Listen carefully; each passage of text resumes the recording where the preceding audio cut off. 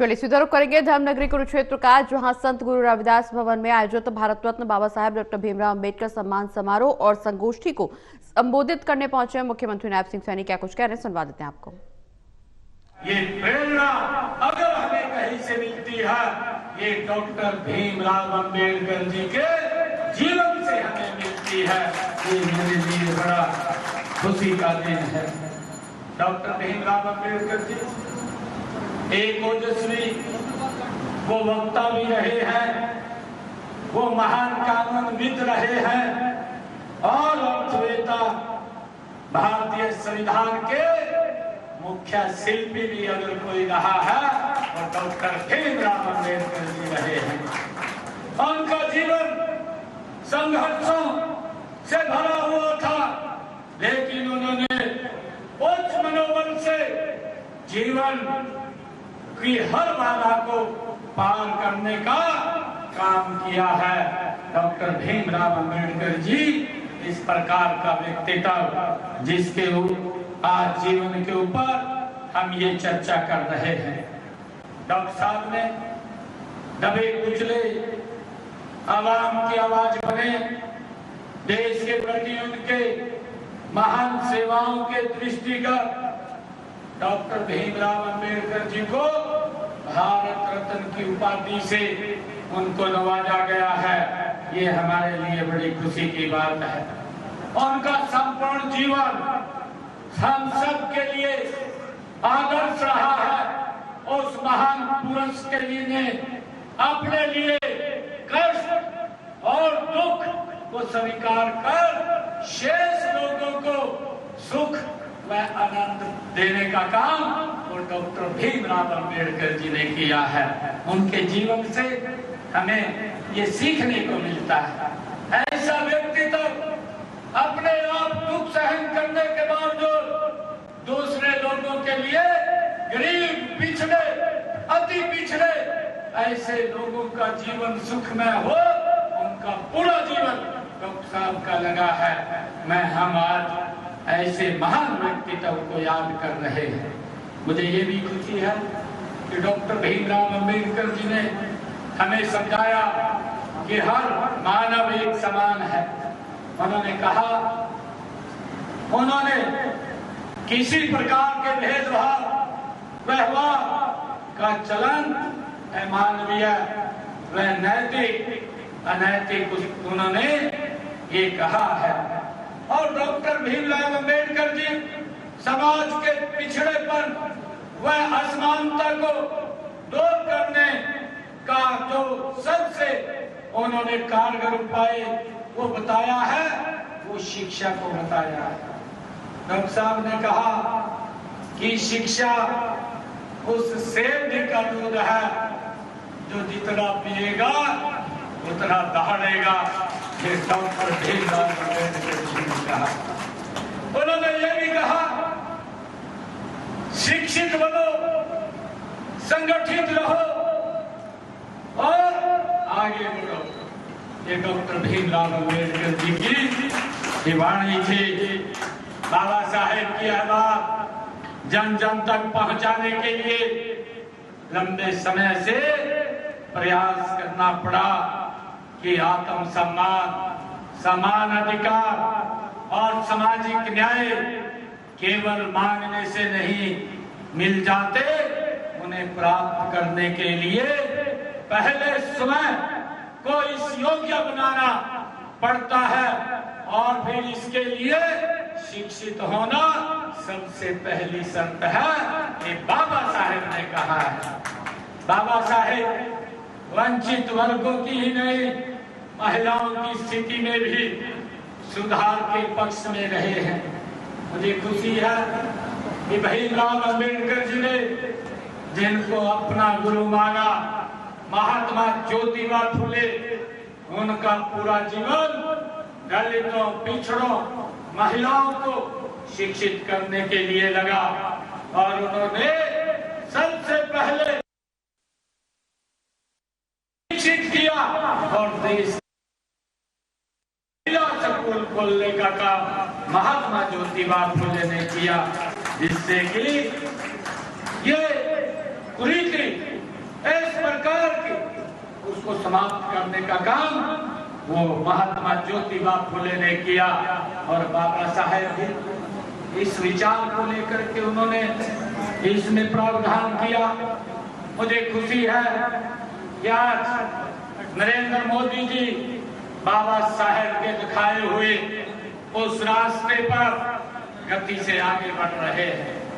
आज बाबा साहेब ने जो व्यवस्था इस पवित्र संविधान में की है, मुझे खुशी है बताते हुए आप सबको आदरणीय नरेंद्र मोदी जी बाबा साहेब के दिखाए हुए उस रास्ते पर गति से आगे बढ़ रहे हैं। बाबा साहेब चाहते थे कि समाज में जो गरीब व्यक्ति है, जो अंतिम व्यक्ति है, वो मजबूत होना चाहिए, वो सशक्त होना चाहिए। मुझे खुशी है पिछले 10 वर्षों में आदरणीय मोदी जी ने जो आयुष्मान कार्ड, चिरायु कार्ड, कि गरीब व्यक्ति को अगर कोई दिक्कत बीमारी आ जाए किसी की तरफ देखने की आवश्यकता नहीं है, वो किसी की तरफ हाथ फैलाने की भी आवश्यकता नहीं है। हॉस्पिटल में जाकर के सिर ऊंचा करके अपना इलाज करा सकता है। ये सम्मान, ये मानक अगर कहीं से लिया है मोदी जी ने, वो बाबा साहेब के उस पवित्र संविधान और उसको आगे बढ़ाने का काम आदरणीय मोदी जी ने किया। भाइयों, मुझे ये भी खुशी है बाबा साहेब ने जो बात कही थी, आदरणीय मोदी जी इसको आगे बढ़ाने का काम कर रहे हैं। मुझे बताते हुए खुशी है आदरणीय मोदी जी ने कहा हर सर के ऊपर छत होनी चाहिए, बिना छत के कोई व्यक्ति नहीं होना चाहिए। मुझे खुशी है प्रधानमंत्री आवास योजना के तहत अभी जो विधानसभा का सत्र चल रहा था, मैंने 36,000 लोगों के खाते में 151 करोड़ रुपया प्रधानमंत्री आवास योजना का भेजने का काम किया। भाइयों, ये रास्ता ये बाबा साहब के द्वारा दिखाया हुआ रास्ता है। गरीब व्यक्ति को कैसे सशक्त और मजबूत किया जाए, उसके साथ भेदभाव ना हो, उसके साथ अन्याय ना हो, उसको न्याय मिले, उसको भी आगे बढ़ने का अवसर मिले। भाइयों, ये काम हमारी सरकार पिछले 10 वर्षों से कर रही है। मुझे खुशी है बताते हुए कि आदरणीय प्रधानमंत्री जी ने, भाई मैं आप लोगों के बीच में कहना चाहता हूँ 2014 से पहले किस प्रकार की स्थिति थी। अगर गांव में कोई रिश्तेदार घर पर आ जाता था, भाइयों सुबह उठ करके उसको खेतों में ले जाने का काम करते थे। महिलाओं को पूरा दिन इंतजार करना पड़ता था। इस प्रकार की स्थिति ये 2014 से पहले थी, परंतु आदरणीय मोदी जी ने आकर के हरियाणा को हमने मिल करके एक डबल इंजन की सरकार के अंदर ओडीएफ फ्री किया। आज किसी व्यक्ति को बाहर जाने की आवश्यकता नहीं पड़ती। इज्जत घर देने का काम, महिलाओं को हर घर में शौचालय बनाने का काम ये नरेंद्र मोदी जी ने किया है। और ये डॉक्टर भीमराव अंबेडकर जी ने वो सम्मान देने की बात कही, उसको आगे बढ़ाने का काम आदरणीय मोदी जी कर रहे हैं। मुझे ये भी खुशी है कि आदरणीय मोदी जी ने, हमारी सरकार ने, अभी आप लोगों ने देखा भी है पीछे कि पहले तो 2014 से पहले भाई नौकरी भी नहीं मिलती थी गरीब व्यक्ति को। गरीब व्यक्ति वोट पाने के लिए होता था कि वोट दे दो, और नौकरी के लिए कुछ और आ जाता था, लिस्ट कहीं और से बन करके आ जाती थी, कहीं शॉर्टकट रास्ते से आ जाती थी, कहीं तो इस प्रकार की स्थिति थी कि नौकरियां भी भाइयों लिस्टों के आधार पर मिलती थी। बेटा बनाता था बापू फाड़ देता था, बापू बनाता था बेटा फाड़ देता था। पैसे से नौकरी मिलती थी, नौकरियां मिलती थी, परंतु भाइयों गरीब व्यक्ति को नौकरी नहीं मिलती थी। ये बाबा साहेब का अपमान था। जो लोग आज ये बात करते हैं कि हम संविधान बचाने की जो बात करते हैं, मैं उनसे पूछना चाहता हूं कि आपके समय के अंदर बाबा साहेब से कितना अपमान उन्होंने सहन करना पड़ा। जीते जी बाबा साहेब का अपमान किया, मरणोपरांत भी वो कसर नहीं छोड़ रहे। बाबा साहब का अपमान करने में लगे हुए हैं। भाइयों, आदरणीय मोदी जी ने बाबा साहेब के उन 5 स्थानों को पंचतीर्थ के रूप में विकसित किया, ताकि बाबा साहेब को सच्ची श्रद्धांजलि अगर किसी ने दी है तो वो नरेंद्र मोदी जी ने दी है, उनको सम्मान देने का काम किया।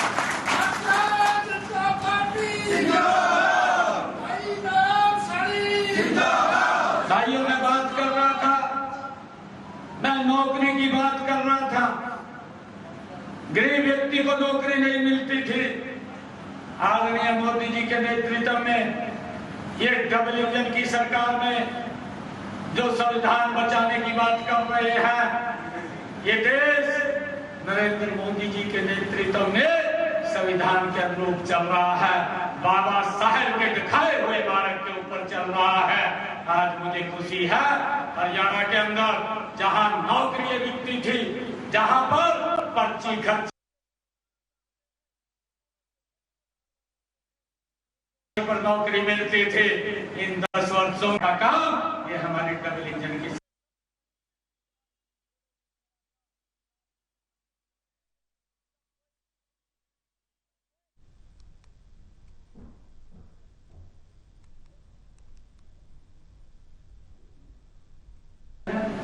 संख्या में आप लोग यहाँ आए हैं। भाइयों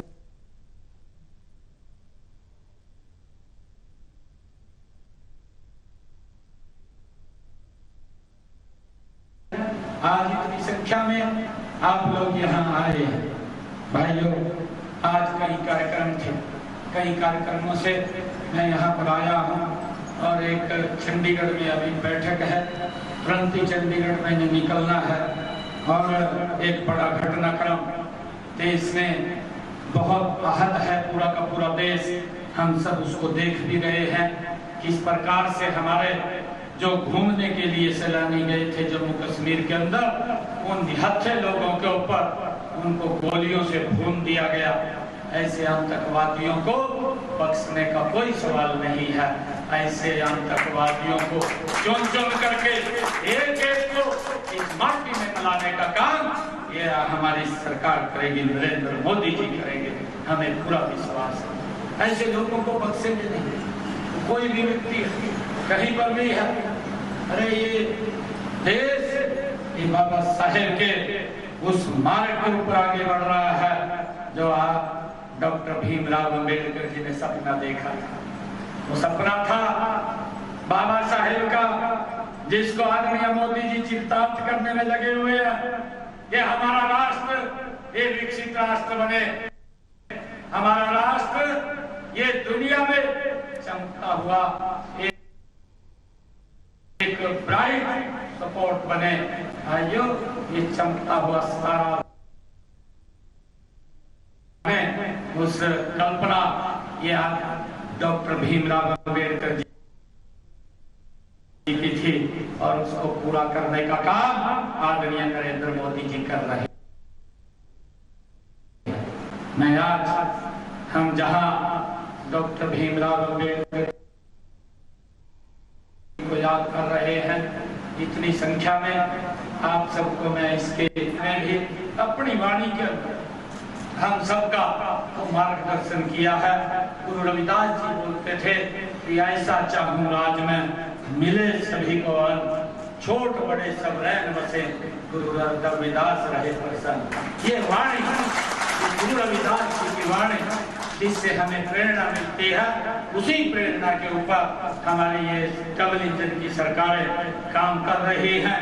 मुझे ये भी खुशी है कि हमने अपने बजट के अंदर जो कुरुक्षेत्र के अंदर यहाँ पर गुरु रविदास धाम बनने जा रहा है, उसके लिए 5 करोड़ रुपए का प्रावधान भी हमने अपने बजट के अंदर किया, ताकि उनकी शिक्षाओं, ताकि उनके जीवन को दुनिया के लोग जाने, दुनिया के लोग समझे और उस रास्ते के ऊपर हम आगे बढ़े।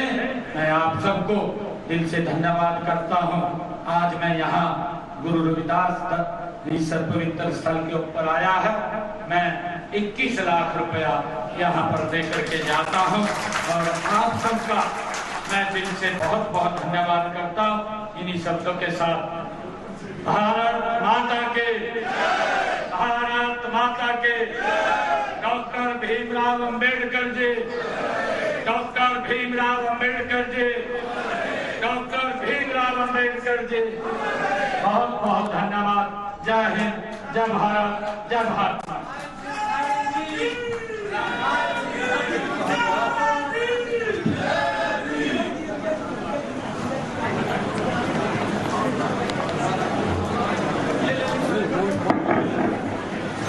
आज इस कार्यक्रम में उपस्थित सभी महानुभावों का और मंच पर उपस्थित हमारे जो इस कार्यक्रम के मुख्य अतिथि हैं आदरणीय नायब सिंह सैनी जी, आदरणीय सुभाष शुक्ला जी, पवनजीत कौर जी, जिला प्रधान तेजेंद्र गोल्डी जी, माफी डांडा जी, सभी का इस कार्यक्रम में पहुंचने पर बहुत बहुत आभार, बहुत बहुत धन्यवाद।